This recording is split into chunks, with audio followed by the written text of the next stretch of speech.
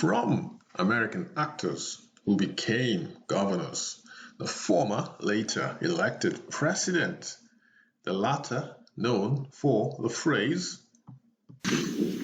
"I'll be back." to Chima and Chinua, two of Africa's most famous authors who, though not related by some freaky coincidence, lived in the same house several years apart, and sadly, things did fall apart. Two American T-Ribs and German M. Schumacher, Formula One aficionados, born on the same day. From America's first black ballerina to Robert Ballard. From Indian author, teacher of yoga, BKS Iyengar, who reminds us that we're not getting any younger, to the drama in Bahama and the rumble in the jungle, Achilla and Aquila and the thriller in Manila, to Malala and Lilibeth, the former whose son almost set in the SWAT district from an assassin's bullet, the latter Her Royal Majesty, whose empire, the sun, it was said, never set, to the exquisite beauty of our expansive, expanding, and majestic universe. Whatever takes your fancy, there's something right here, right now, for everyone. Hello and welcome to my YouTube channel. My name is Sotonye Afiesimama, and this is Today in History for the 1st of February. So welcome to the 1st of February, boys and girls, ladies and gentlemen. Coming up in Today in History, of course, I'm going to take you on a journey through history, and today, being the 1st of February, I'm going to give you some questions. The first question is, he was made king at 14. Who was this fellow? Made king at 14. She signed her cousin's death warrant. Can you believe that? Can you believe having to sign your cousin's death warrant? Not because you didn't love your cousin, not because you hated your cousin. It was simply out of your hands. You know, your cousin was trying to kill you, and the only thing you can do to save yourself is to sign her death warrant, or else you get killed. So who was this lady? Who was this lady who signed her cousin's death warrant on this day? Don't go anywhere. All will be revealed in a few minutes. So let's get cracking with the first event as recorded on this day in history. So today, February 1st, in the United Kingdom, or in England, I'm not sure it was called the United Kingdom at the time. This was the year 1327, so very unlikely it wasn't called the United Kingdom. So in England, on this day, pictured here is the 14-year-old Edward III. Edward III is crowned King of England, though the country is ruled by his mother, Queen Isabella, and her lover, Roger Mortimer. That's interesting. So Queen Isabella and her lover rules England in the year 1327, while Queen Isabella's son is crowned King of England. Obviously, he was too young to rule at the age of 14. He wasn't classed as an adult yet. I guess 18. At 18, you're classed as an adult. So anyway, this is a picture of Edward III's coronation on this day in 1327. Okay, so the painting, obviously, as photography hadn't been invented at the time. All right, folks, let's move swiftly on now to the year 1587. Yes, this is the lady who had to sign her cousin's death warrant, and I shall explain why very, very briefly. So let's show you a picture. Obviously this is an actress, but you get the picture. Pardon the pun.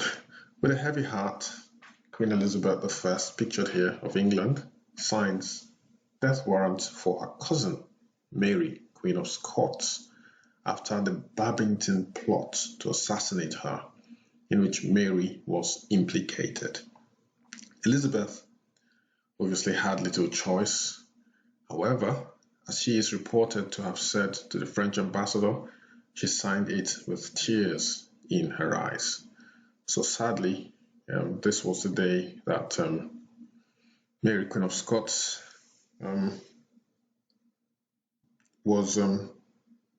events that led to her death happened on this day. So that's her cousin Elizabeth I, who was coerced, I guess. I won't say she was forced, she was a queen, but I guess if she hadn't signed it, she would have been killed by Mary, Queen of Scots, or someone else, you know. She would have lost her life. And I guess it was the thing back then. If somebody wanted to kill you and, you know, take over your position, you had to revenge, you know, in order to protect your position and to protect your people as well, not just your own life, but your own people as well. Yeah, anyway, let's move on now to the next event on this day. The first insurance company by African Americans was, what's the word now? It opened on this day. 1810 was the year. First insurance company managed by African Americans, called the African Insurance Company, opens in Philadelphia on this day in 1810. Philadelphia, of course, is in the state of Pennsylvania in the United States of America. So on this day, 1810, first insurance company managed by African Americans, the African Insurance Company, opens in Philadelphia, Pennsylvania, United States of America. 1865, J.S. Rock, pictured here, the first African American lawyer to practice in the United States Supreme Court, was admitted to the bar. So this is J.S. Rock, pictured here, first African American lawyer to practice in the United States Supreme Court, was admitted to bar. So we shouldn't confuse this with the other guy who was nominated by the president less than 100 years ago, 50 to 60 or 70 years ago. Thurgood Marshall, he was the first African-American Supreme Court judge, so not to be confused with J.S. Rock, who was the first African-American lawyer to practice in the United States Supreme Court. So he was a lawyer, he wasn't a Supreme Court judge. Okay, so we move on now to the year 1884. This was the day that the first volume of the Oxford English Dictionary was published, and the first volume was from A to Ant. So I'm going to show you that now by scrolling this down a little bit, or scrolling down a little bit so you can see. And you can see part 1, it says A to ANT.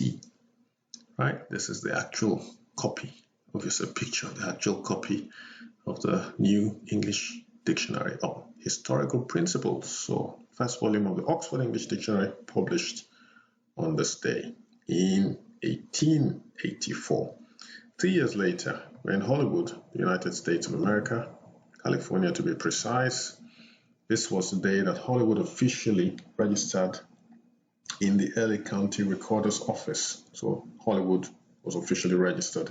Wilcox, a man called Wilcox, and his wife, Daida, moved from Topeka, Kansas, where they had made their fortune in real estate. So they moved to California, bought massive plots of land in a Hollywood, what's now known as the Hollywood Hills.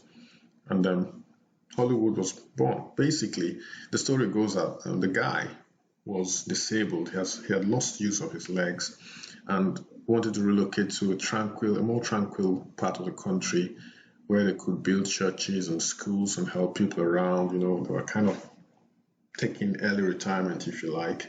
And somehow Hollywood was born by the turn of the century, the last century, that is, the 1900s. So that's not the last century. The last century, I guess, was 2021. So yes, at the turn of the last century, the 1900s, there were 500 people living in Hollywood at the time. So we're saying 13 years later, 500 people had occupied Hollywood. California itself, Los Angeles itself had 100,000 people. Yeah, if I remember correctly, Los Angeles itself had 100,000 people. Hollywood had 500 people at the turn of the century. Okay, so that's history as it happened on this day. Pardon the Freudian slip. It happens now and again to all of us, I guess. To err is human, so forgive me, guys. Let's move on now to the next event on this day. 1948 was the year, and this book, Cry the Beloved Country, an important South African anti-apartheid novel, was published on this day by Alan Paton. So that's the book pictured here. Obviously, I think this is sort of a movie. I haven't seen the movie. I didn't even know there was a movie out.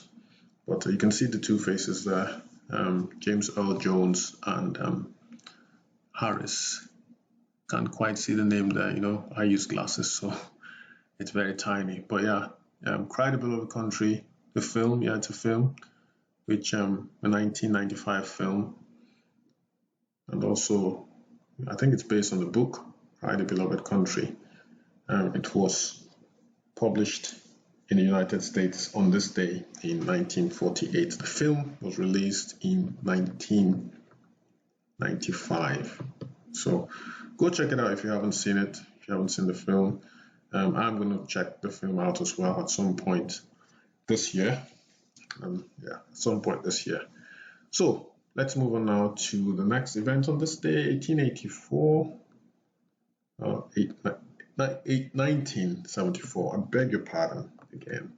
Another Freudian slip. 1974 was the year the first open heart surgery was performed in Nigeria at the University of Nigeria Teaching Hospital, Enugu, performed by M. Yakub, F.A.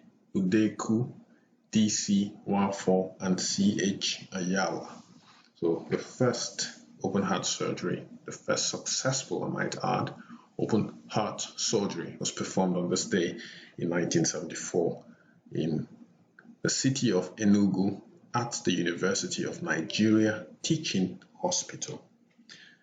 4 years later, in 1978, Harriet Tubman, pictured here, is the first African-American woman to be honored on a United States postage stamp. So this is a picture of Harriet Tubman, who was born a slave, first to be honored on a United States postage stamp. Very, very brave woman, Harriet Tubman.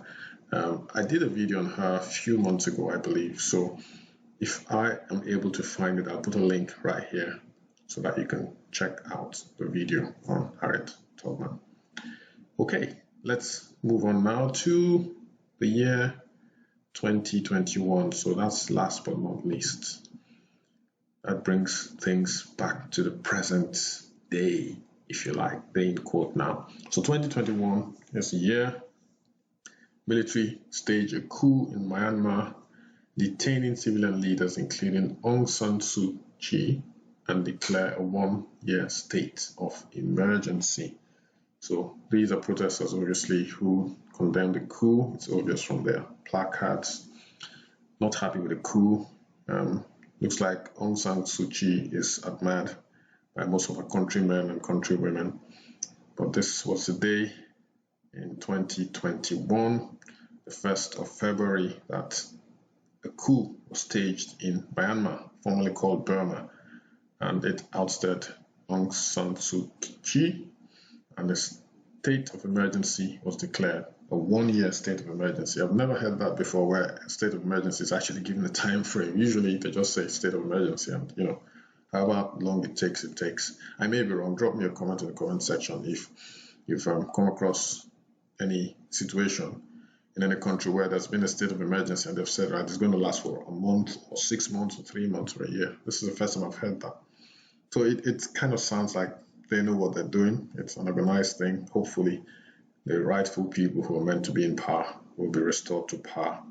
So that's it for today, folks. 1st of February, a little bit quiet, nothing much happened on the day. Hope you join me tomorrow for Today in History for the 2nd of February. But coming up in tomorrow's Today in History, before you go anywhere, who do you think was marooned on an island for 5 years and also inspired a very popular novel? First question. Second, who was the dissident essayist, playwright, and statesman who became president? So one man has all these attributes. All will be revealed in tomorrow's Today in History. Thanks for dropping by, guys. I appreciate your support. If you haven't liked this video yet, give me a thumbs up, like the video, share as well to various social media platforms, subscribe as well if you haven't already. That would be very nice. It just help push this video to more subscribers, more watches, people who are interested in stuff like this. Thanks, stay safe, and I shall see you tomorrow for another edition of Today in History. Thanks for dropping by, folks. Take care. Bye-bye.